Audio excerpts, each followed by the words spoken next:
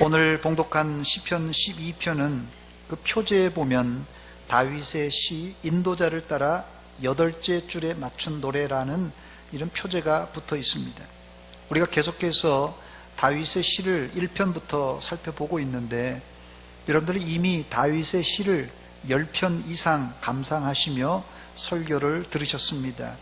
여러분들이 다윗의 시를 이렇게 10편 이상 감상하고 들으시면서 어떤 느낌이 드셨는지 모르겠어요.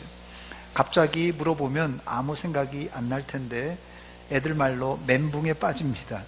어쩌면 아무 생각도 안 나는 게 정상입니다. 너무 걱정하지 마시기 바랍니다. 그래서 제가 사지선다형 문항을 준비했습니다. 다윗이 쓴 시편을 감상하고 설교를 들으면서 느낀 점이 무언가 4가지 중에 하나를 선택해 보시기 바랍니다. 1번, 다윗은 위대한 시인이다. 2번, 이 정도는 나도 쓸 수 있다. 3번, 별 생각이 없다. 4번, 벌써 가을이구나. 1, 2, 3, 4번 중에 여러분 몇 번입니까? 1번이 좀 많네요. 예. 2번 아니면 3번도 있을 법한데요. 예. 아니면 혹시 4번이 없는지 모르겠습니다. 예. 이 다윗이 쓴 시를 통하여서 우리가 이것을 읽고 설교 듣고 느끼고 감상을 하면서 여러분들의 이번 가을에 여러분의 감성이 좀 살아났으면 좋겠습니다. 그래서 이런 기도 제목을 여러분 가지고 기도했으면 좋겠어요. 저를 한번 따라서 하시기 바랍니다. 하나님, 이 가을에 내 청춘만이 아니라 내 감성도 돌려주세요. 예, 여러분의 진지한 기도의 제목이 되시기 바랍니다. 이 가을에 내 청춘뿐만 아니라 내 감성도 돌려주세요. 본시의 표제에 인도자를 따라 8째 줄에 맞춘 노래라고 되어 있는데, 시편 6편에도 현악 8째 줄에 맞춘 노래라 이렇게 되어 있습니다. 주경학자들은 이 시편 6편과 또 여기 본문 시편 12편의 내용이 읽어보면 상당히 어두운 분위기라서 이 8째 줄에 맞춘 노래를 낮은 음에 맞추어 부르는 노래라고 일반적으로 주의를 합니다. 그러나 정확하게 8째 줄에 맞춘 노래란 어떤 것인지, 어떤 악상으로 노래를 부르는지 확실하지는 않습니다. 시를 쓰는 것을 작사라고 한다면 8째 줄에 맞춘 이런 노래는 아마 작곡을 의미할 것입니다. 시를 쓰는 것도 힘들지만 그 시를 음악에 맞추는 것은 전문적인 그런 소양과 지식이 필요합니다. 그러나 우리가 다윗같이 작곡, 작사는 할 수 없지만은 이 가을에 다윗이 지은 시를 우리가 읊조릴 수 있고, 아니면 용기를 내서 나도 한번 시를 지어볼 수도 있습니다. 교회 안에서 경건하다고 자처하는 그리스도인들이 성령 충만을 외치는데 정작 감성이 메말라 있는 사람들이 있습니다.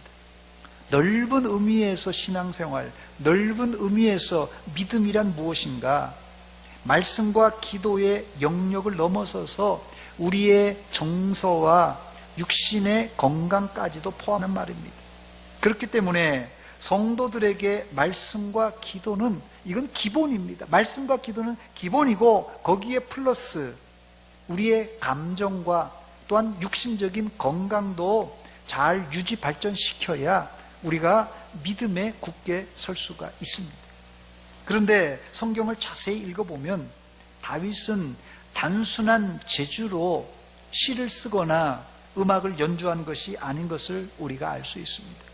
다윗이 시를 쓰고 또 악기, 이 수금을 연주한 것은 하나님의 신에 충만하여 성령의 감동과 감화가 있었기 때문에 이것이 가능했습니다. 다윗이 여호와의 신에 붙잡혀서 수금을 연주할 때 어떤 일이 벌어졌습니까? 사울 왕에게 붙어있던 악귀가 물러나는 역사가 일어났습니다. 그렇습니다. 시와 찬미는 단순한 테크닉이 아니라 성령 충만한 사람이 밖으로 흘러내보내는 은혜의 반응입니다. 다시 말씀드립니다. 시와 찬미는 단순한 테크닉이 아니라 성령 충만한 사람이 밖으로 흘러내보내는 은혜의 반응이에요. 은혜의 현상입니다. 그런 차원에서 여러분들은 요즘 여러분의 몸에서 은혜의 반응을 얼마나 흘려보내고 있습니까? 혹시 이 자리에 입술이 막혀서 찬송이 나오지 않고 가슴이 답답하여 기도가 나오지 않은 분들이 있다면 이번 가을에 입술이 열려 찬송이 흘러나오시고 가슴이 열려 기도로 하나님과 소통하시기를 주의 이름으로 축원합니다. 첫 번째, 다윗은 본시를 시작하면서 외마디 기도로 시작하는데 여호와여 도우소서, 여호와여 도우소서 이렇게 시작합니다. 본문 1절 말씀입니다. 여호와여 도우소서, 경건한 자가 끊어지며 충실한 자들이 인생 중에 없어지나이다. 이 여호와여 도우소서를 영어 성경에 보니까 help Lord, help Lord, 도와주세요 주님 이렇게 되어 있습니다. 여호와여 도우소서라는 말은 그 말에 깊은 뜻이 있는데 여호와여 도우소서라는 뜻은 세상 천지에 나를 도와줄 사람은 아무도 없고 오직 주님밖에 나를 도와줄 자가 없습니다. 이런 뜻입니다. 이게 다윗의 신앙 고백이에요. 누구에게나 위급할 때 부르고 찾아가는 사람이 있습니다. 일반적으로 놀래면 엄마야 이렇게 놀래면서 엄마를 찾습니다. 우리 여자분들. 예. 아니면 뭐 사람 살려 외마디를 지르고 요즘은 뭐 119에다가 신고를 합니다. 그러나 아무리 엄마가 힘이 되고 119가 도와줄지라도 믿는 자는 먼저 하나님을 불러야만 합니다. 이것은 죽고 사는 문제를 떠나서 우리의 신앙의 문제입니다. 저를 한번 따라서 하시기 바랍니다. 하나님 도와주세요. 예, 어려운 일이 있을 때 언제나 하나님이 여러분의 제일 큰 도움과 방패가 되시기를 주의 이름으로 축원합니다. 이 시를 지은 다윗은 이 소년 시절 때부터 골리앗을 죽인 이후에 탄탄대로의 출세의 길, 성공의 길을 걷게 됩니다. 한마디로 다윗은 이스라엘 백성들에게 있어서 국민 영웅이었어요. 그러나 다윗이 승승장구한 이 출세의 길만 보았다면 그거는 다윗 인생의 반쪽만 본 사람입니다. 골리앗을 죽이고 전쟁 때마다 백전백승했던 다윗이 왜 곳곳에 여호와여 도우소서, 여호와여 도우소서 이런 절박한 기도를 드렸던 것입니까? 그 이유는 한 전쟁마다 생명을 담보한 사선을 넘나드는 전쟁이었기 때문에 그렇습니다. 그래서 다윗은 여호와여 도우소서, 여호와여 도우소서 곳곳에 이렇게 기도했습니다. 다윗은 이 12편 시편만이 아니라 여러 편에서 이런 절규의 기도를 반복합니다. 시편 22편 19절 말씀입니다. 여호와여 멀리하지 마옵소서, 나의 힘이시여 속히 나를 도우소서. 시편 40편 13절입니다. 여호와여 은총을 베푸사 나를 구원하소서, 여호와여 속히 나를 도우소서. 시편 109편 26절입니다. 여호와 나의 하나님이여 나를 도우시며 주의 인자하심을 따라 나를 구원하소서. 이 외에도 시편 곳곳에 다윗은 절박한 간구, 여호와여 도우소서라는 간구를 계속하고 있습니다. 그렇습니다. 다윗이 백전백승한 것은 자신이 잘해서가 아니라 하나님께 기도할 때 하나님께서 힘 주시고 능력 주시고 승리하게 만들어 주셨어요. 하나님이 도와주셔서 가능했다는 것입니다. 여러분, 힘든 일, 어려운 일, 답답한 일이 있습니까? 다윗이 기도하여 응답받았듯이 여러분들도 기도하시기 바랍니다. 하나님은 여러분들이 기도하는 것보다 더 좋은 것을 준비해 놓고 기다리고 계십니다. 여러분이 기도할 때 기도한 것보다도 더 좋은 것 받을 줄 믿습니다. 갈멜산 위에 바알과 아세라 선지자들은 바알이여 바알이여 목 놓아 부르짖으며 심지어는 자신의 몸을 자해하기까지 기도했지만 우상 바알은 응답하지 않았습니다. 그러나 엘리야 선지자는 열왕기하 18장 37절에 보니까 하나님을 향하여 이렇게 외칩니다. 여호와여 내게 응답하옵소서, 내게 응답하옵소서. 이렇게 기도합니다. 이때 어떤 일이 벌어졌습니까? 불이 하늘에서 떨어져서 번제물을 태우고 심지어는 도랑에 흐르는 물까지도 싹 다 태워버렸습니다. 여러분, 불의 응답은 특별한 주문을 외우는 것이 아니다. 여호와여 내게 응답하옵소서. 이 한마디에 불이 떨어지는 법입니다. 특별한 미사 여구가 없어도 하나님의 이름, 능력의 이름을 부를 때 지금도 하나님은 우리에게 응답해 주실 줄 믿습니다. 이런 불의 응답을 받아야지 우리가 힘있게 신앙생활을 할 수 있는 거예요. 두 번째, 그런데 본문에서 다윗이 여호와여 응답하옵소서라고 기도한 구체적인 이유가 있는데 경건한 자가 끊어지고 충실한 자가 사라지고 있기 때문에 그렇습니다. 다시 1절입니다. 여호와여 도우소서. 경건한 자가 끊어지며 충실한 자들이 인생 중에 없어지나이다. 다윗이 살던 시대에 악인이 득세하여 경건한 자와 충실한 자가 끊어지는 박해가 있었습니다. 그 대표적인 피해자가 누굽니까? 그 대표적인 피해자가 바로 다윗 왕입니다. 다윗 자신이에요. 그렇다면 경건한 자들과 이 충실한 자들이 받은 박해와 학대는 무엇입니까? 다윗이 제일 참기 어려운 것들이 뭐 여러 가지 있었지만 그 중에 제일 힘든 것이 언어 폭력입니다. 본문 2절입니다. 그들이 이웃에게 각기 거짓을 말하며 아첨하는 입술과 두 마음으로 말하는도다. 여러분, 이 거짓말 또 아첨하는 것, 특별히 두 마음을 가지고 말하는 사람, 이게 얼마나 괴로운지 모릅니다. 의인을 괴롭히는 악인의 화술은 거짓말을 밥 먹듯이 하고 권력 있고 힘 있는 사람에게는 그냥 아부하고 아첨하고 더 나아가 두 마음을 품고 이야기하는 것입니다. 심지어 이렇게 악인들은 말합니다. 본문 4절입니다. 우리의 혀가 이기리라. 우리의 입술은 우리 것이니 우리를 주관할 자 누구냐? 이렇게 반문합니다. 교만이 하늘을 찌르는 말입니다.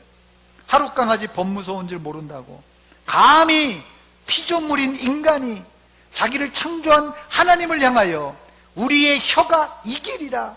우리의 입술은 우리 것이니 우리를 주관할 자 누구냐? 이렇게 말할 수 있겠습니까? 아주 시건방진 말입니다. 그런데 문제는 악인이 이런 독설을 쏟아내도 당장 누구 하나 제지할 사람이 없다는 것입니다. 심지어 하나님도 악인들이 독설을 쏟아내도 잠잠하고 계십니다.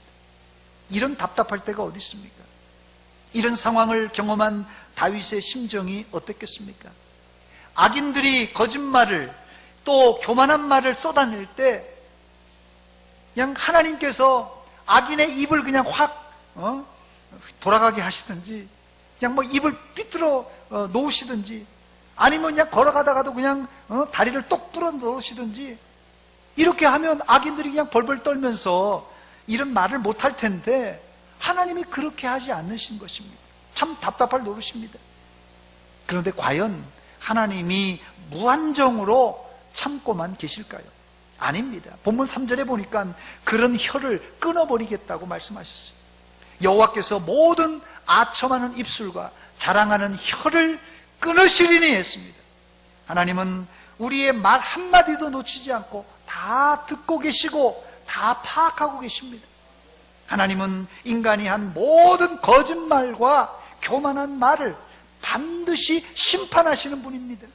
민수기 14장 27절 28절 말씀 보니까 나를 원망하는 이 악한 회중에게 내가 어느 때까지 참으랴.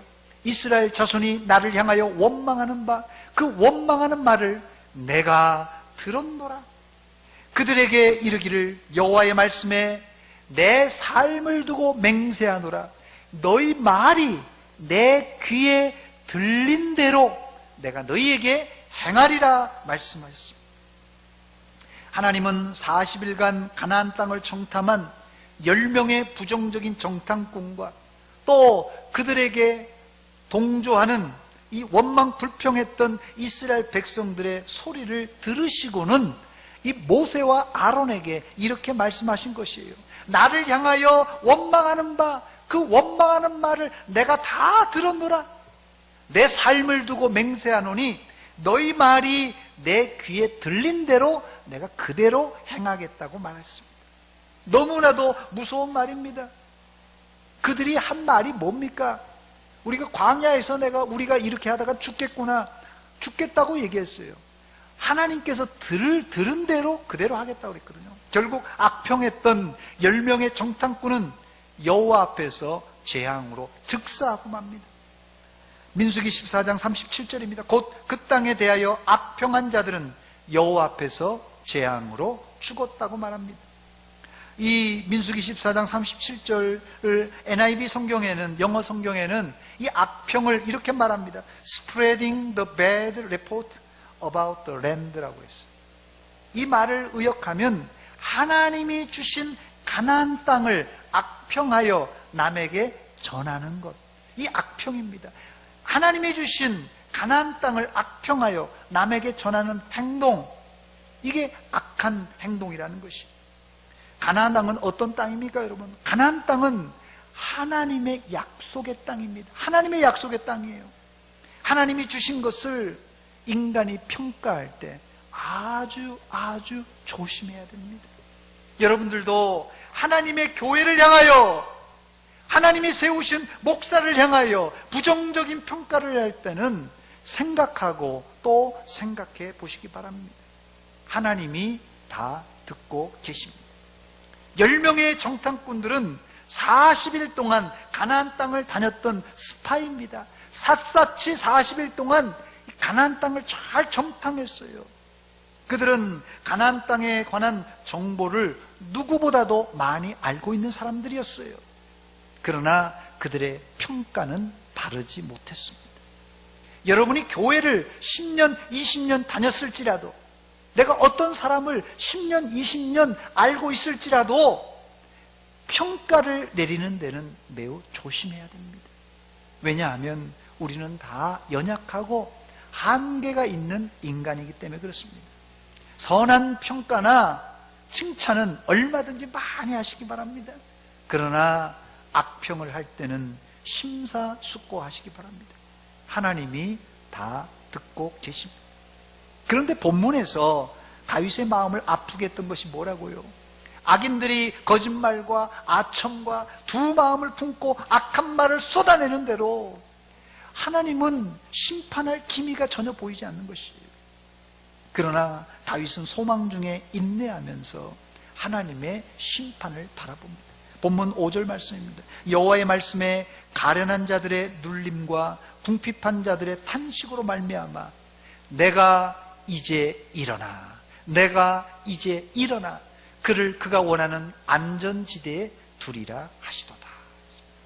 여기 잘 살펴보면 가난한 자들이 눌림을 받고 있어요. 궁핍한 자들이 너무 힘들어서 탄식하고 있어요. 이 가난한 자들의 눌림과 궁핍한 자들의 탄식을 듣고 하나님이 어떻게 하신다고요? 하나님께서 친히 일어나 경건한 자를 안전지대에 두신다고 약속하고 있습니다. 하나님이 일어나실 때 그때를 우리가 정확하게 알 수는 없지만 내가 이제 일어나라는 말 속에 하나님께서 일어날 때가 있다는 말씀입니다. 여러 고난 끝에 다윗은 마침내 하나님께서 일어나심으로 말미암아 하나님이 제공한 어디요? 안전지대에 거하게 됩니다. 할렐루야! 하나님은 기도하는 여러분들을 거짓과 불의가 가득 찬 세상에서 그냥 내버려 두지 않으시고 머지않아 곧 안전지대로 인도해 주실 줄 믿습니다. 이 안전지대는 세상 어떤 악인들도 침범할 수 없는 안전한 곳, 하나님의 품 안입니다. 주 날개 밑 평안하다 그 사랑 그늘 짠이뇨. 같이 부릅니다. 주 날개 밑 내쉬는 영혼 영원히 거기서 살리. 할렐루야. 하나님의 품 안, 하나님의 날개 안이 가장 안전한 곳입니다. 여러분, 두렵고 떨리는 일이 있을 때 하나님의 날개 그늘 안에 와서 평안을 누리시기 바랍니다. 제가 지난주에 인터넷에서 아주 희한한 장면을 봐서 제가 사진을 한 장 준비했습니다. 인도의 한 항구 도시에서 비가 많이 왔던 모양이에요. 병아리들이 어미닭 밑에 저렇게 오손도손 품고 있습니다. 물론 이제 어미닭도 뭐 병아리들도 다 뭐 엉덩이도 다 젖었더라고요. 그럼에도 불구하고 저 모송애로 이 닭이 이 모송애가 강합니다. 그래서 잘 품고 있는 장면입니다. 하나님께서는 저렇게 엉성하게 우리를 품어주지 않으시고 완벽하게 품어주시는 분입니다.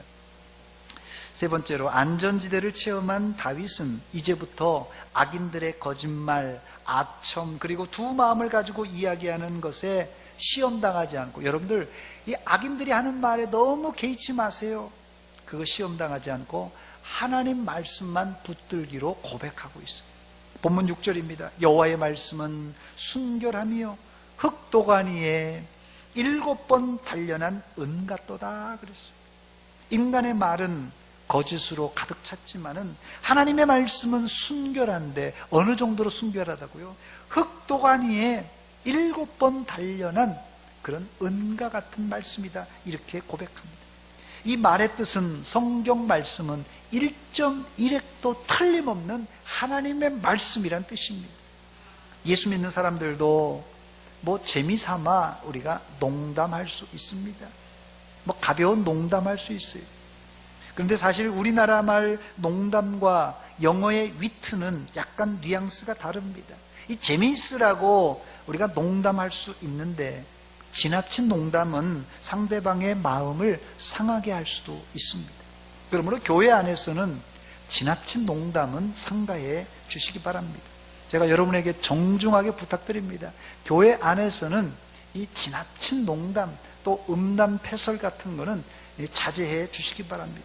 대신에 여러분들 1층 휴게실 앞에 뭐라고 써 있습니까? 거기가 거룩한 수다를 떠는 방이라고 써 있습니다. 우리 예수 믿는 사람들은 뭐 진한 농담이나 음담패설보다는 거룩한 수다를 떠는 거예요. 그래서 내가 말씀 읽고 은혜 받은 말씀, 또 내가 묵상하면서 은혜 받은 말씀, 내가 생활하면서 할 간증, 이게 거룩한 수다입니다. 그러므로 성도라면 재치 있는 위트나 재미있는 이야기는 이 대화의 윤활유 역할을 감당합니다마는, 그렇지 않은 말은, 진한 농담이나 음담패설은 이제 대화에 찬물을 끼얹기도 합니다. 옛말에 신원서판이라고 처음 보는 사람을 어떻게 사람을 판단할 수 있는가? 뭐 제일 먼저는 몸을 본다고 합니다마는 두 번째는 신언입니다. 이 말을 본다고 합니다. 이 말을 들어보면 그 사람의 됨됨이를 알 수 있다는 뜻입니다. 예수 믿는 사람의 신앙이 좋은지 안 좋은지 사람이 봐서는 모릅니다. 어느 누구도 신앙이, 이 사람의 믿음이 좋다 없다 우리가 판단할 수 없어요. 하나님만 아십니다. 그러나 우리가 간접적인 방법으로 사람의 믿음을 우리가 확인할 수 있는데, 입에서 나오는 말을 들어보면 그 믿음을 가늠할 수 있습니다. 입에서 나오는 말이 그 사람의 인격이고 또 믿음이기 때문에 그렇습니다. 그런 차원에서 여러분들은 지난 한 주간 동안 믿음의 말을 하고 사셨습니까? 지난 한 주간 동안 여러분들이 믿음의 말을 하고 살았습니까?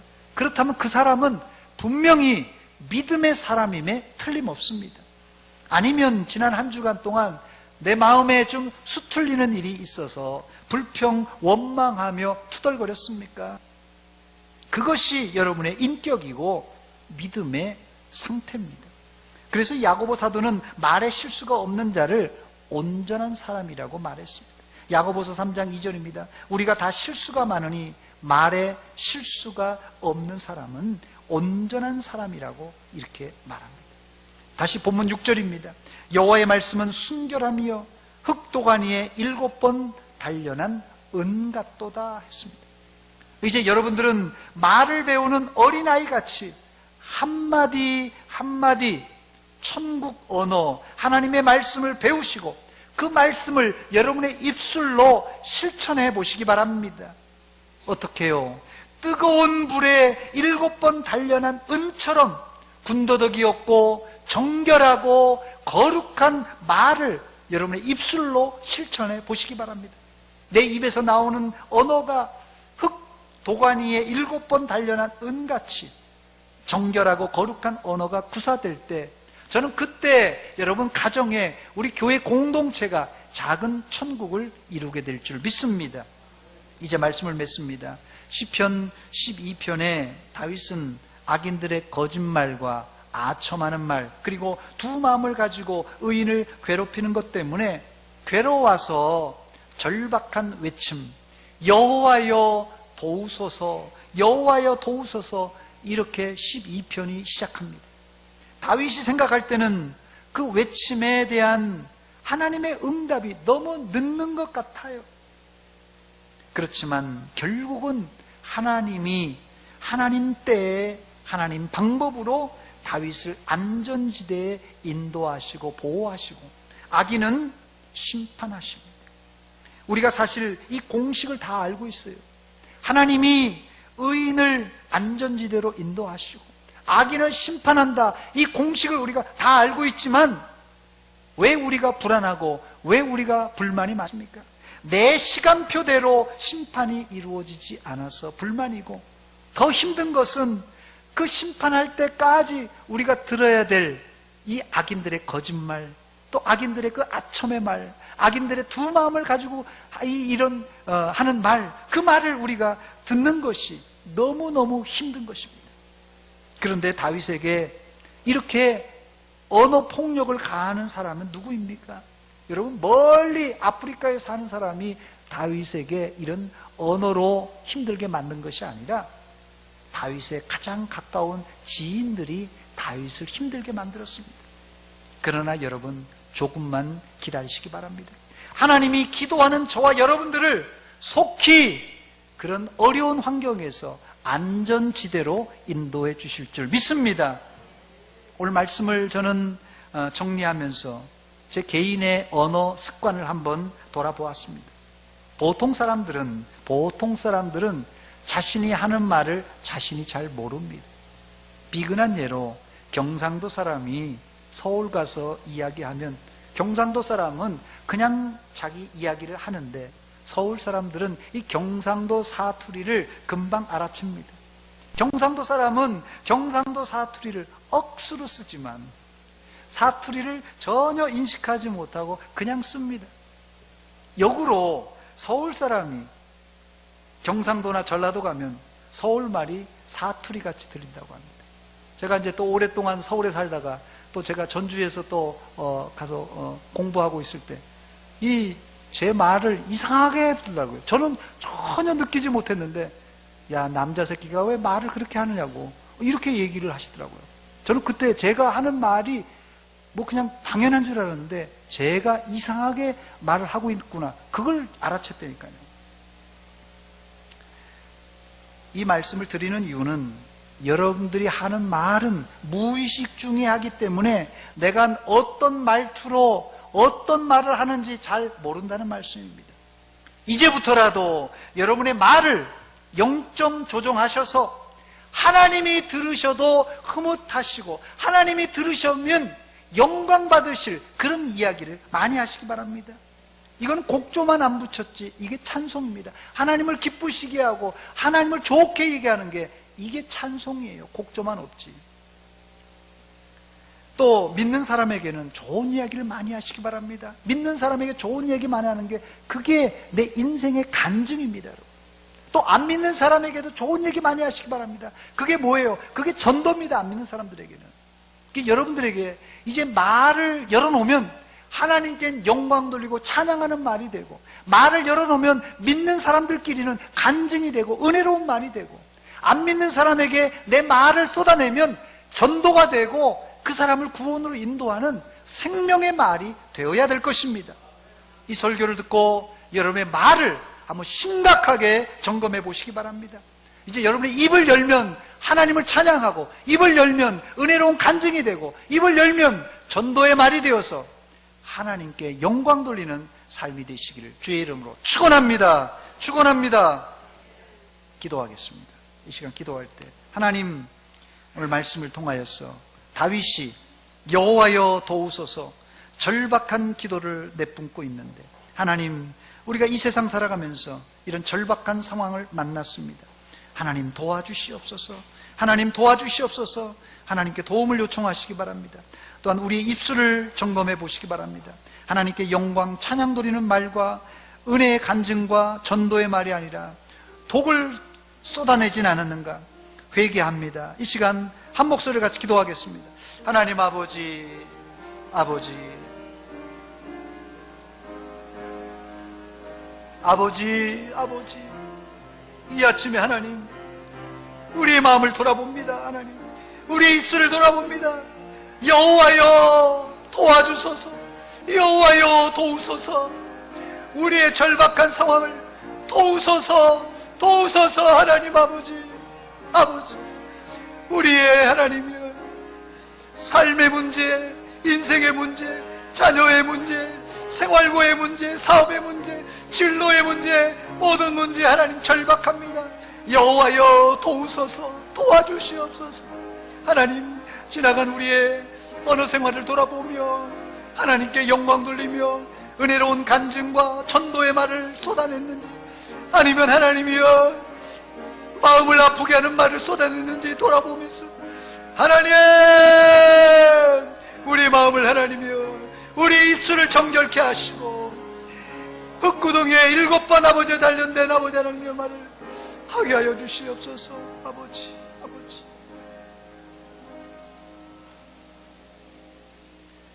하나님 아버지, 은혜와 사랑 감사드립니다.